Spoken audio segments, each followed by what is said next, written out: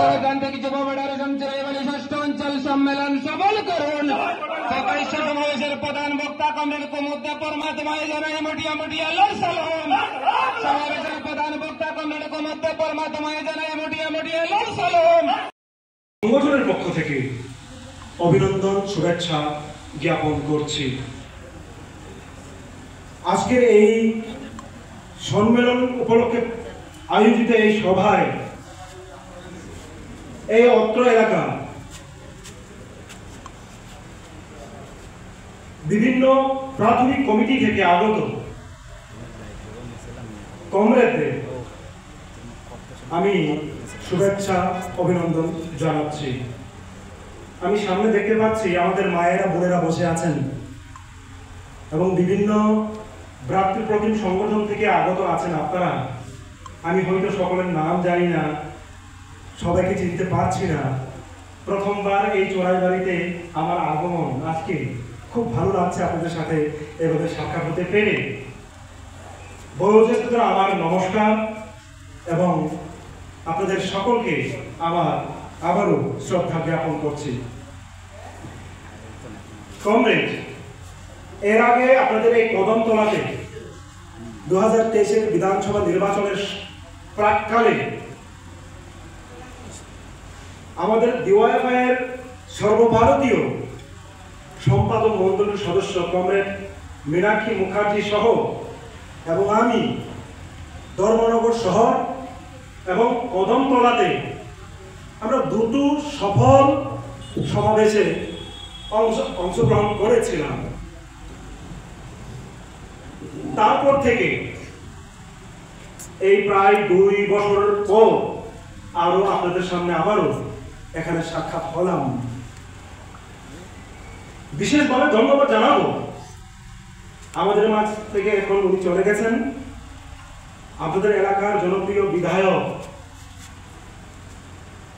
আপনাদের এলাকার জনপ্রিয় বিধায়ক হতে পারেন আমাদের কাছে প্রিয় দাদা। ওনাকে দাদা বলেই সম্বোধন করি সব সময়। যখনই কল করি, এমন কোনোদিন হয় নাই ওনার কাছ থেকে আমি কল দিতে পাই নাই। গতকালকেও পরশু দিনও যখন এই প্রোগ্রামটা শিডিউল আমাকে দিচ্ছিল, আজকে সকালেও কমরেড ইসলাম উদ্দিন মহোদয়, ওনাকেও আমার শ্রদ্ধা জ্ঞাপন করছি। সাংগঠনিক নিয়ম অনুসারে প্রকাশ্য সমাবেশের পর ভিতরের কাজটা আরম্ভ হবে, তাই জন্য আমার বক্তব্য আমি দীর্ঘায়িত করব না। কমরেড, ইতিমধ্যে পূর্ববর্তী বক্তা গুরুত্বপূর্ণ বিষয় আলোচনা করেছেন, আলোকপাত করেছেন, আপনারা শুনেছেন। সারা রাজ্যব্যাপী ডিওয়াইএফআই এবং টিওয়াইএফ বিভিন্ন প্রাথমিক কমিটি, অঞ্চল কমিটিগুলোতে সম্মেলনের কাজ সম্পন্ন করছে। তারই অঙ্গ হিসেবে আজকে আপনাদের চোরাইবাড়িতে অঞ্চল সম্মেলন অনুষ্ঠিত হতে যাচ্ছে এবং তারই কাজ এখন এগিয়ে চলছে। এমন একটা সময়ের মধ্যে দাঁড়িয়ে আমরা এই সম্মেলনগুলো করছি যখন শাসক গোষ্ঠী তার সমর্থন ছাড়া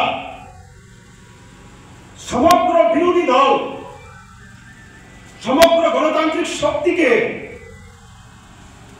দাবিয়ে রাখার একটা বিরাট চক্রান্ত আক্রান্ত চলছে।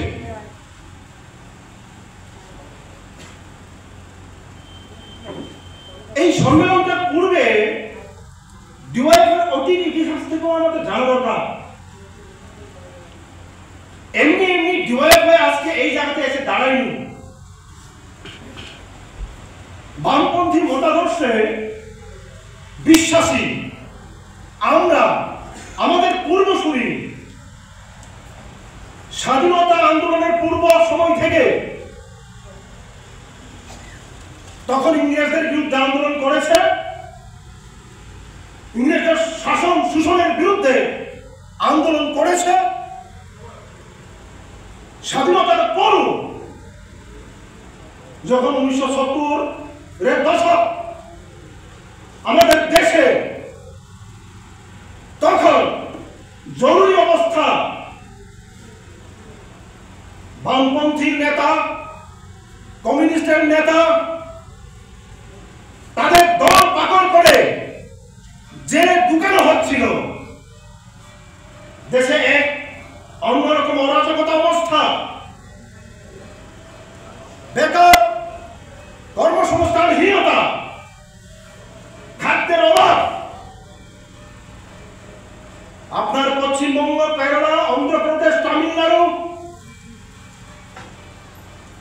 আমাদের ত্রিপুরা, আসাম সহ দেশের বিভিন্ন রাজ্যে বিভিন্ন নামে আমাদের বামপন্থী যুব সংগঠন আন্দোলন করেছে, মানুষের জন্য দাবি আদায়ের আন্দোলন করেছে, বেকারের কর্মসংস্থানের দাবিতে আমরা আন্দোলন সংগঠিত করেছি। 1980 সালের 9 নভেম্বর পাঞ্জাবে বিভিন্ন রাজ্য থেকে প্রতিনিধি নিয়ে ভারতের গণতান্ত্রিক যুব ফেডারেশনের প্রাথমিকভাবে পথ চলা শুরু, সংগঠিতভাবে পথ চলা শুরু। আজ তার প্রায় 45 বছর পেরিয়ে 46তম বছরে আমরা পদার্পণ করছি। 1980 সালের পরে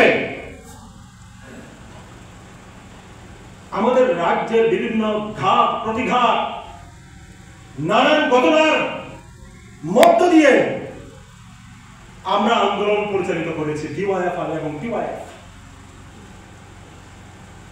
বর্তমান সময়ে দাঁড়িয়ে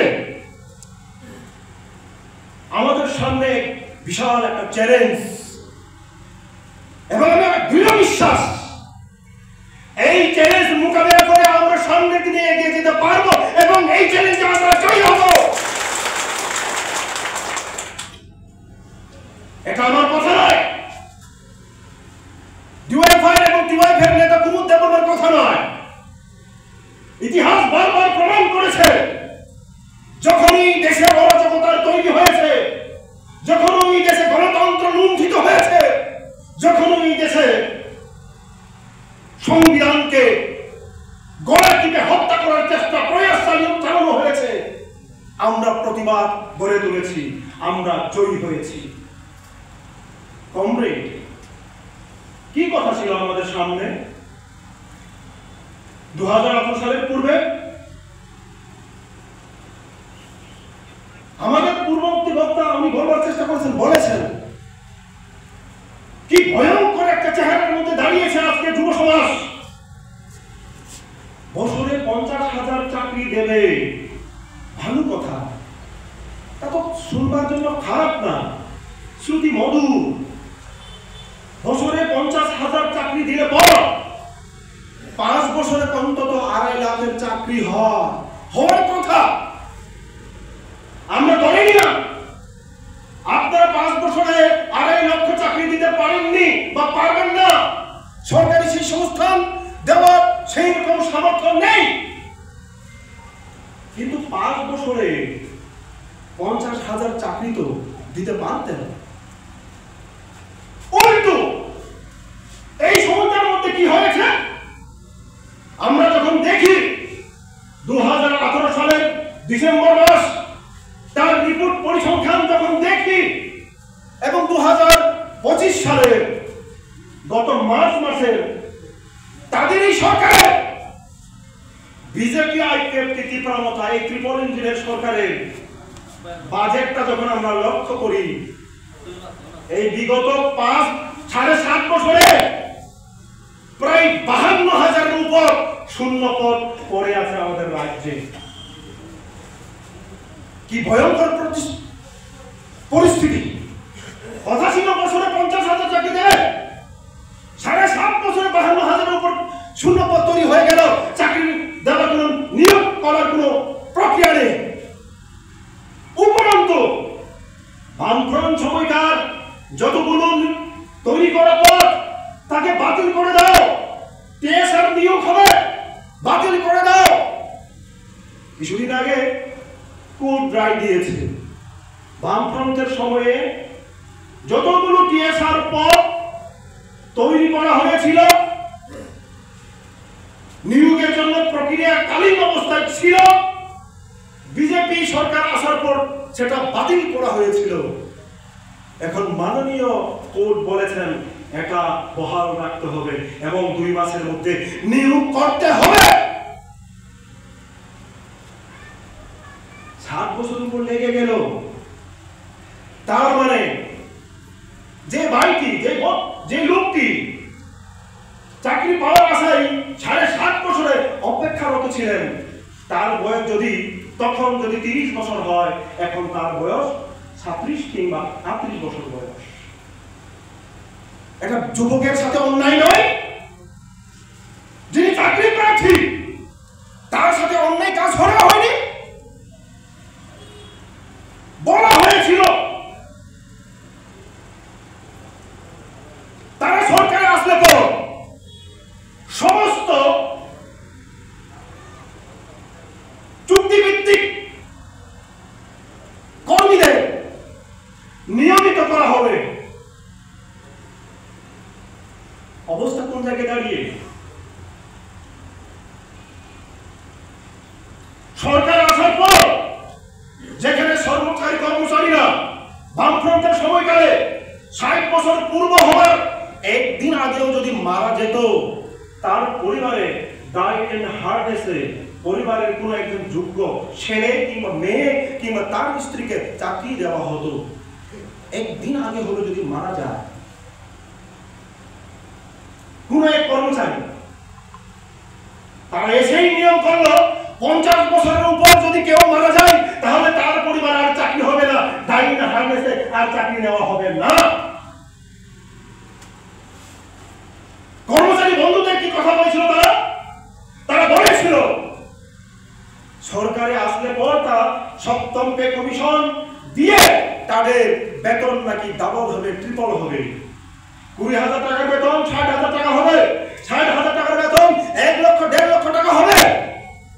এখন সেই কর্মচারী বন্ধুদেরকে নানান আইন প্রণয়ন করে অধিকার আদায়ের যে লড়াইটুকু তারা করবে তার পথও তারা বন্ধ করে দিল। এখন যদি সরকার কিছু বলে, কোন কর্মচারী বন্ধু তারা সংগঠিতভাবে আন্দোলন করতে পারবে না। তাদের পরিবার পরিজন কোন এক কর্মচারী বন্ধু অসুস্থতা হয় কিংবা অ্যাক্সিডেন্ট হয় যদি মারা যায় 50 বছর পূর্বে, তার পরিবারের চাকরি পাওয়ার কোনো সুযোগ নেই। এই কথা তো তারা বলেননি, এই ধরনের কথা তো তারা বলেননি। তারা আসলে আমরা লক্ষ্য করলাম গত কেন্দ্রে তো তারা প্রায় আজকে 11 বছর ধরে নরেন্দ্র মোদী, আমাদের রাজ্যে 7.5 বছর। আমরা লক্ষ্য করেছি তারা যতগুলো প্রতিশ্রুতি দিয়েছে তার উল্টো কাজ করেছে। তারা কোনোদিন বলেনি সিএএ আইন প্রণয়ন করে সংখ্যালঘুদের অধিকারকে খর্ব করার কথা তারা বলেনি। 2019 সালে সিটিজেনশিপ অ্যামেন্ডমেন্ট অ্যাক্ট পাস করে দেশে এমন একটা আইন প্রণয়ন করলো যে আইনটা সম্পূর্ণ দেশের সংবিধান বিরোধী। সেখানে বলা হয়েছে আফগানিস্তান, পাকিস্তান, নেপাল, বাংলাদেশ, মায়ানমার, শ্রীলঙ্কা থেকে হিন্দু, খ্রিস্টান, বুদ্ধিস্ট এই সংখ্যালঘুরা নির্যাতিত হয়ে যদি আমাদের ভারতে তারা অবস্থান করবে তাহলে 2014 সালের 31শে ডিসেম্বরের মধ্যে তাদের নাগরিকত্ব দান করা হবে।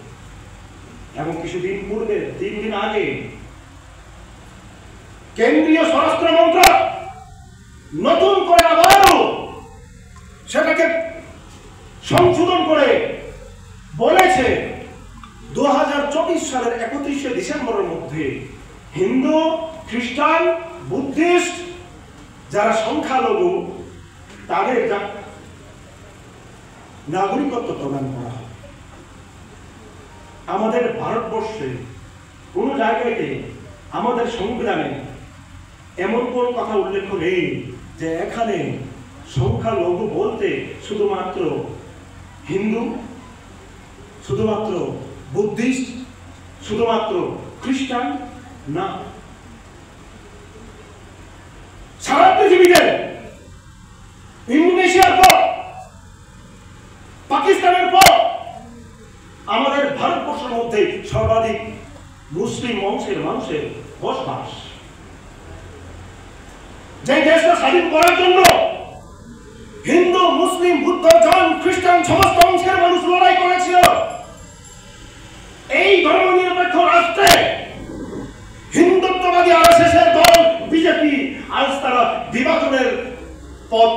বিভাজনের কথা বলছে, বিভাজনের সুরসুরি দিয়ে মানুষকে লেলিয়ে দেওয়ার চেষ্টা করছে।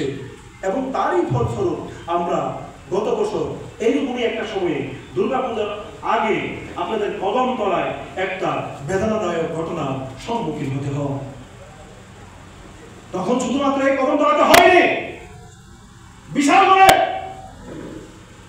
গন্ডাছড়ায় যেখানে যেমন সেখানে তেমন, গন্ডাছড়ায় ট্রাইবেল নন ট্রাইবেলের মধ্যে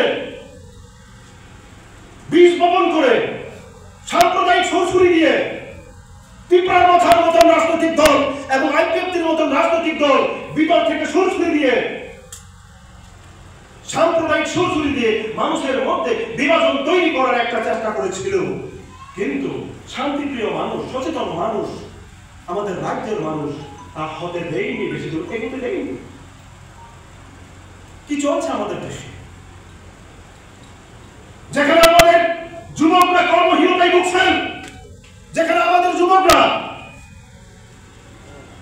নেশার পথ বেশি নিয়ে অন্ধকারে দাবিত হচ্ছেন, যেখানে আমাদের রাজ্যে মাধ্যমিকের সংখ্যা, মাধ্যমিক পরীক্ষার্থীর সংখ্যা দিনের পর দিন কমছে।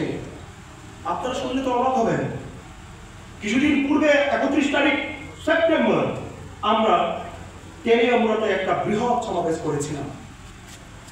সেখানেও আমি এই বিষয়টা বলেছিলাম, আবারও এই বিষয়টা আমি আপনাদের সামনে তুলে ধরতে চাইছি। 2018-তে রাজ্যে মাধ্যমিক পরীক্ষার্থীর সংখ্যা ছিল 49,000। ভালো করে শুনুন। এবং এই আমাদের আওয়াজ মাইকের মাধ্যমে যে বিজেপির বন্ধু, যে ত্রিপুরার বন্ধু, আইপিএফটির বন্ধুরা কিংবা কংগ্রেসের বন্ধুরা শুনছেন, তাদের প্রতি আমার আবেদন, এই বিজেপি সরকারের কাছে আমাদের প্রশ্ন, 2018 সালে মাধ্যমিকের পরীক্ষার্থীর সংখ্যা ছিল 49,000, এই 7.5 বছরে সেই সংখ্যা কমে দাঁড়িয়েছে 29,650-এর নিচে। প্রায় 21,000 সংখ্যা কমে গেছে মাধ্যমিকের। কেন? আপনারা তো আপনার মন্ত্রী মশাইকে তো বারবার কথা বলেন, বিভিন্ন অনুষ্ঠানে, বিভিন্ন পূজার মণ্ডপে গিয়ে কোথায় কি বলতে হয় তাও জানেন না। পুজোর মণ্ডপে গিয়ে রাজনৈতিক বক্তব্য দিয়ে তারা বলবার চেষ্টা করেন উন্নয়ন চলছে, বিকাশ চলছে, ত্রিপল ইঞ্জিনের সরকার চলছে। যদি উন্নয়নই হয়, যদি বিকাশই চলে, তাহলে শিক্ষার এই হাল কেন? উচ্চ মাধ্যমিকের পরীক্ষার্থীর সংখ্যা 2018-তে 27,000-এর উপর, 2025-এ এসে দাঁড়িয়েছে 21,000-এর কিছু সংখ্যা। ভাবা যায়, প্রত্যেক 6 মাস অন্তর অন্তর সেমিস্টারের পরীক্ষা হয়। যারা কলেজে পড়াশোনা করেন, এখানে ভাইয়েরা বন্ধুরা যারা আছেন, আমাদের কমরেডরা, আপনাদের এখানে ধর্মনগরে একটা কলেজ আছে তো কমরেড? তারা ধর্মনগর শহরে এসে বলে বামফ্রন্ট সরকার কিছুই করেনি।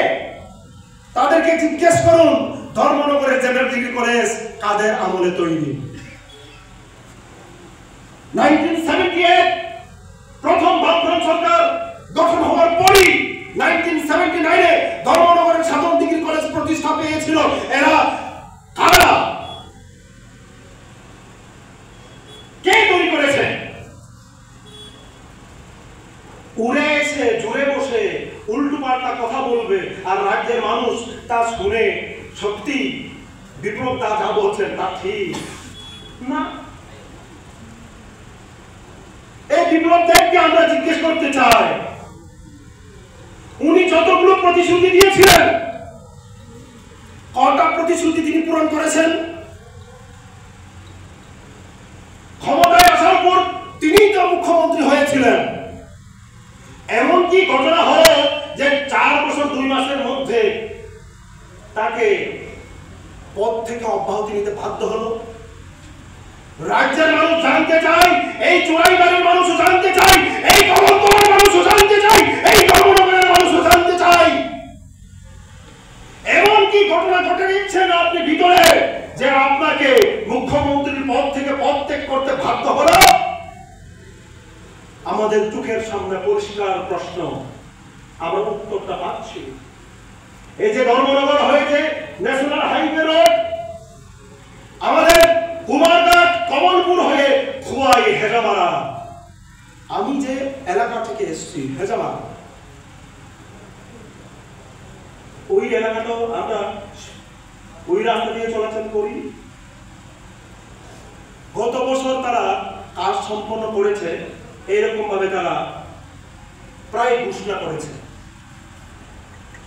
1 বছর হতে না হতেই ন্যাশনাল হাইওয়ে রোড ভেঙে খাদে পরিণত হয়েছে।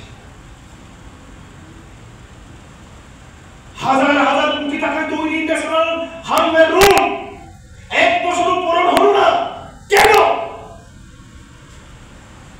কিভাবে সম্ভব একটা জাতীয় সড়ক এত নিম্নমানের কাজ কিভাবে হয়েছে? তার মুখ্যমন্ত্রীত্বকালীন প্রথমে এই কাজটা শুরু হয়েছিল। তার জবাব রাজ্যবাসী চায়, তাকে দিতে হবে। তিনি কথায় কথায় বলেন 2047 সাল পর্যন্ত তারা নাকি থাকবেন। 42 মাস তিনি থাকতে পারলেন না, উনি বলেন 47 পর্যন্ত থাকবেন। আর গত দেড় সপ্তাহ আগে তিনি বলেছেন 1.5 ঘন্টার মধ্যে নাকি কমিউনিস্টকে নিচ্ছিন্ন করে ছাড়বেন তিনি।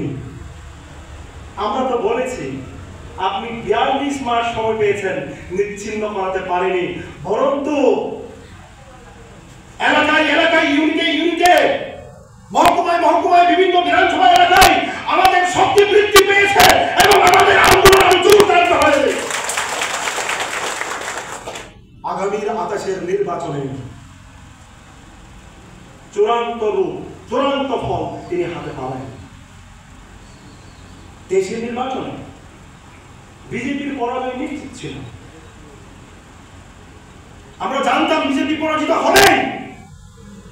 রাজ্যের মানুষ আনাচে কানাচে, বাজারে হাটে, অফিস আদালতে, কর্মচারী বন্ধু সবাই যখন বলছিল বিজেপি এইবার শেষ, কিন্তু এই বিজেপিকে সাহায্য করার জন্য দূষণ হয়ে আরেকজন পদার্পণ করলেন তীব্রাবতার সুপ্রিমো। ওনার সাথে আমাদের কোনো ব্যক্তিগত শত্রুতা নেই, কোন রাজনৈতিক নেতার সাথে আমাদের ব্যক্তিগত কোনো আক্রোশ নেই। আমরা আদর্শগত লড়াই করছি, আমরা রাজনৈতিক লড়াই করছি, আমরা মানুষের জন্য লড়াই করছি, আমরা গরিব মেহনতি মানুষের জন্য লড়াই করছি, আমরা ছাত্র বন্ধুদের জন্য লড়াই করছি, আমরা কর্মহীন যুবকদের জন্য চাকরি দেওয়ার জন্য, কর্মসংস্থানের জন্য আমরা লড়াই করছি। তাই জন্য আজকে এই কথাগুলো বলতে হয়, বলবো। যখন রাজ্যের মানুষ বিশ্বাস করতে শুরু করলো বিজেপি আর থাকবে না, বিজেপির নামে যদি ভোট চাইতে যায় মানুষ ভোট দেবে না। 2018 সালে আইপিএফটি যে পন্থায় মানুষকে ঠকিয়েছিল ত্রিপুরাল্যান্ডের নামে, নির্বাচন শেষ হলো, মন্ত্রী হলো, এমএলএ হলো, এমএলএদের দামি গাড়ি বাড়ি হলো, ফ্ল্যাট হলো, মন্ত্রীদের ফ্ল্যাট হলো, আইপিএফটিকে মানুষ পরিত্যক্ত করলো। বিজেপি আবারও ভিতর থেকে সহযোগিতা করে তীব্রাবতা গঠন করলো। তাও আমাদের রাজ পরিবারের সদস্য। তিনি কি বলেছিলেন? কথায় কথায় বলতেন যে সে বিজেপি বিরোধী। নির্বাচনের সময় তিনি স্লোগান তুলেছিলেন, এইবারে লড়াই তাদের শেষ লড়াই, লাস্ট ফাইট। মৃত্যু শয্যাশায়ী কোন মানুষ, সে বৃদ্ধ হোক, বৃদ্ধা হোক কিংবা কম বয়স্ক হোক, কেউ যদি শেষ ইচ্ছা প্রকাশ করে তাকে সেই শেষ ইচ্ছাটা কিন্তু পূরণ করা হয়।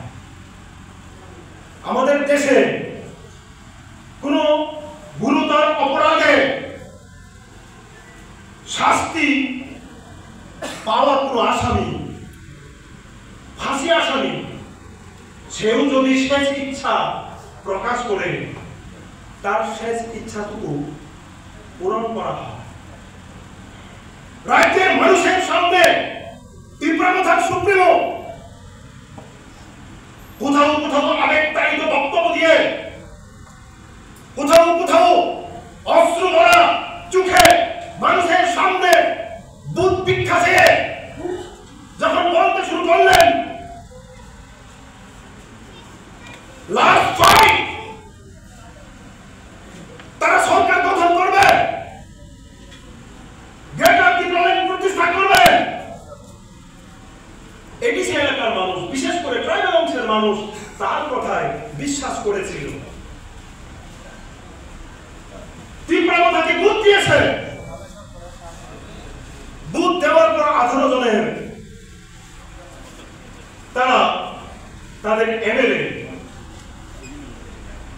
জয়ী হল। 13 জন। কি দেখলাম আমরা? নির্বাচন করানোর কিছুদিন পরই, কিছু মাসের পরই একজন ফুল মন্ত্রী আর একজন আধা মন্ত্রী, দুজন মন্ত্রী নিয়ে ক্ষমতার আসীন। উনি মানুষকে বোঝাবার চেষ্টা করছেন তিনি বিজেপির সাথে সরকারে থাকলেও তিনি সরকারের অংশ না। সরকারের যদি ভুল হয় সেটা ত্রিপুরার কোনো দায়ী না, সবটাই বিজেপির দায়ী। এডিসিতে যদি দুর্নীতি হয় ত্রিপুরার সুপ্রিমো সেখানে কোনো দায়ী না। সে নিজে ফেসবুকে এসে তিনি ওইভাবেই বলার চেষ্টা করেন হিন্দিতে, मैं इसमें नहीं हूं, जो एमएलए जो एमडीसी ये काम कर रहा है मैं उन लोगों को बोलना चाह रहा हूं, मैं उसमें नहीं हूं। तो आप किसमें हो भाई? आप तो आपका पार्टी का सुप्रीम लीडर हो, आपने अपना पार्टी सुप्रीम लीडर एडीसी के कोटी कोटी টাকা দুর্নীতি হচ্ছে তা আপনি দেখছেন না। এডিসি তে কোটি কোটি টাকা দুর্নীতি হয়, এডিসির রাস্তাঘাট, শিক্ষা, স্বাস্থ্য অবস্থা দেখে দুর্বল হয়ে আছে, আপনি দেখেন নাই? আমরা যখন সত্যি কথা বলি আমাদের নামে পিছনে কথা বলবার চেষ্টা করে, এই দেখো ত্রিপ্রাসা হয়ে ত্রিপ্রাসার বিরোধী কথা বলি না। তো আমরা একজনের কথা বলিনি, একজন এমডিসির উন্নয়নের কথা বলিনি, আমরা একজন মন্ত্রী একজন এমএলএ উন্নয়নের কথা বলিনি। আমরা এই রাজ্যের 42 লক্ষ সাধারণ মানুষ যারা গরিব, মেহনতি, কর্মচারী, ছাত্র, যুবক সমস্ত অংশের মানুষের অসুবিধার কথা আমরা বলছি। তাদেরকে অসুবিধায় ফেলে মন্ত্রী এমএলএরা এমডিসিরা শুধু সুবিধা লুটপাট করবেন এই কথা তো আমরা মানব না। আমরা তাদের বিরুদ্ধে কথা বলছি, আমরা ওই নেতার বিরুদ্ধে কথা বলছি যারা মানুষকে বল বুঝিয়ে নির্বাচনে বৈতরণীকে পার করার জন্য গ্রেটার ত্রিপুরার কথা তুলেছিল। আমরা ওই নেতৃত্বের বিরুদ্ধে কথা বলছি যারা 2024-এর লোকসভা নির্বাচনের পূর্বে ত্রিপার্টি এগ্রিমেন্টের কথা বলে পূর্ব আসনে নিজের বোনকে দাঁড় করিয়ে সে বলবার চেষ্টা করে সে ত্রিপার্টি প্রার্থী। ভাবা যায়? বলুন তো, এটা কোন দেশে হয়? বিজেপির সিম্বলে দাঁড়িয়েছে সেটাও নাকি ত্রিপুরা প্রার্থী। মানুষকে এত বোকা ভাবছেন, তাহলে তো সে ত্রিপুরা সিম্বলে দাঁড়াবার কথা ছিল। তা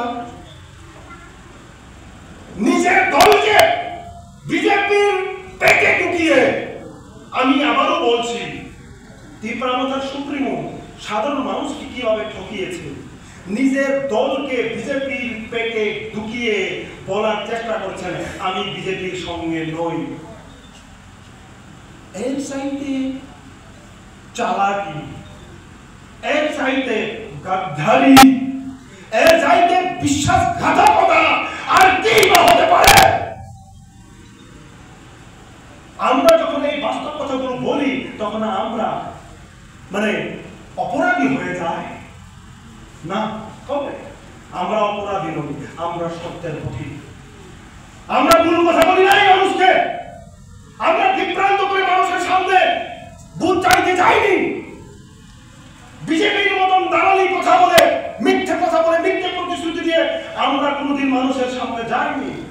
এই যে কিছুক্ষণ আগে আমাদের বিধায়ক, তিনি নানান কথা বলেছেন, ওনার অভিজ্ঞতার কথা বলেছেন। উনি যখন থেকে বিধায়ক হয়েছেন 2008 সাল, এই 2023-এ দুবার, একবারও সরকারে থাকাকালীন তিনি এমএলএ হননি বিজেপি। তারপরও আমাদের এমএলএরা দেখুন, আমাদের বিধায়ক নিজের বিধায়ক উন্নয়ন তহবিল থেকে বিভিন্ন জায়গায় বিভিন্ন গ্রামে ট্রান্সফরমার বসাচ্ছেন, অ্যাম্বুলেন্স দিচ্ছেন, ভাঙা রাস্তায় এই রাস্তাকে মেরামতের কাজ করছেন। এই ধরনের হলকে আবার কোনো মেরামতের কাজ করছেন। ওনার ক্ষমতার মধ্যে থেকে, সরকারে না থেকেও একজন বিধায়ক যা যা করণীয় তিনি করে যাচ্ছেন। আপনাদের এলাকার বিধায়ক গর্ব হওয়া উচিত, আমরা গর্ব করি। আমাদের বিধায়ক তার বাড়িতে বসে থাকেনি, সরকার নাই তো কি হলো, তিনি তো জনগণের প্রতিনিধি, তিনি মানুষের সাথে মিশে যাচ্ছেন। যুবকদের বেদনার কথা, দুঃখের কথা, গরিব অংশের, মেহনতি অংশের মানুষের কথা তিনি শুনবার চেষ্টা করছেন। তার সাধ্য মতো যতটুকু চেষ্টাই তিনি করছেন। কিন্তু এই এলাকাতে ধর্ম করে বিজেপির এমএলএ কি করছেন বলুন না? নিজে উন্নয়ন ছাড়া, সাধারণ উন্নয়ন ছাড়া তারা কি করছে? কিছুই তো করেনি কংগ্রেস।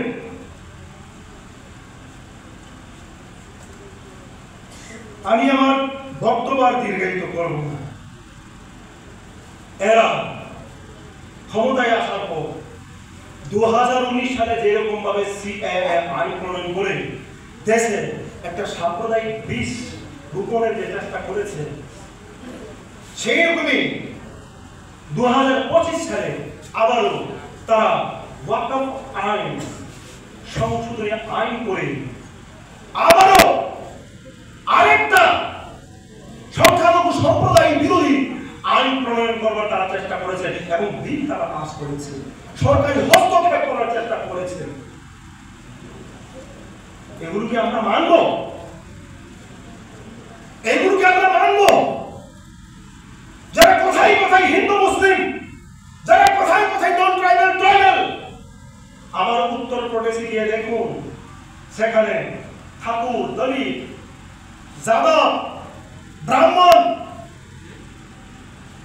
বিভাজন তৈরি করে ক্ষমতায় টিকে থাকা হচ্ছে তাদের লক্ষ্য। আমরা কেন তাকে আদা ফিসিস বলি? আমি তো বলি নরেন্দ্র মোদী হচ্ছে এই দেশে এবং আধুনিক পৃথিবীর নব্য ফেসিবাদ রাষ্ট্রনায়ক, এবং তার বন্ধু ডোনাল্ড ট্রাম্প, সে হচ্ছে ফেসিবাদের চূড়ান্ত মুখ। হিটলার যখন জার্মানিতে ক্ষমতায় এসে 1933 সাল থেকে 1945 এই 12 বছরে তিনি জার্মানির বিভিন্ন এলাকায় তার বিরোধী পন্থরত করবার জন্য অনেকটা ক্যাম্প তৈরি করেছিল। আপনারা অনেকে জানেন, হয়তো বা জানেন না। আমি আজ থেকে 90 বছর আগের কথা বলছি। জার্মানিতে হিটলারপন্থী ছাড়া কেউ থাকতে পারবে না, ইহুদিদের দমন করা হবে। লাখ লাখ মানুষকে সে ক্যাম্পে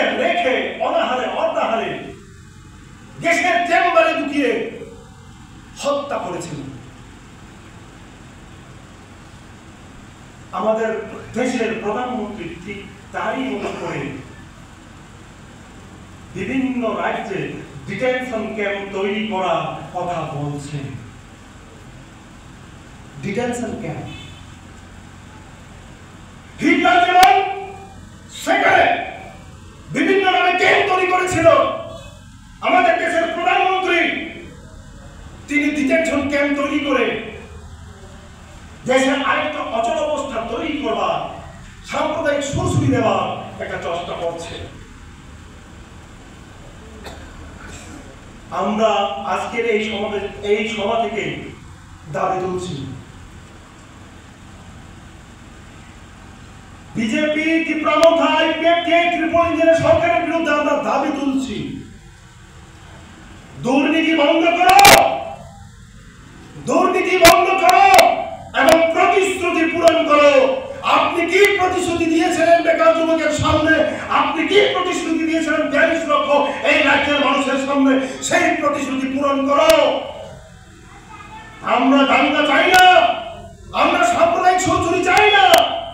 আমাদের রাজ্যের 42 লক্ষ মানুষ শান্তিপূর্ণভাবে বসবাস করতে চায়। এখানে জাতি উপজাতি অংশের মানুষ, হিন্দু মুসলিম খ্রিস্টান জৈন অংশের মানুষ সবাই একত্রভাবে বসবাস করে থাকতে চায়। এখানে দাঙ্গা বাঁধাবার চেষ্টা করবেন না, সেদিকে আমাদের সতর্ক থাকতে হবে। এইটুকু কথা বলে আমি আবারও আমার বক্তব্য এবং আমাদের বক্তব্য ধৈর্য ধরে শোনার জন্য আপনাদেরকে আমার হৃদয়ের অন্তঃস্থল থেকে ধন্যবাদ জ্ঞাপন করে এখানে আমার কথা বলা শেষ করছি। ইনকলাব জিন্দাবাদ। ষষ্ঠ ডিওয়াইএফআই অঞ্চল সংগঠন জিন্দাবাদ।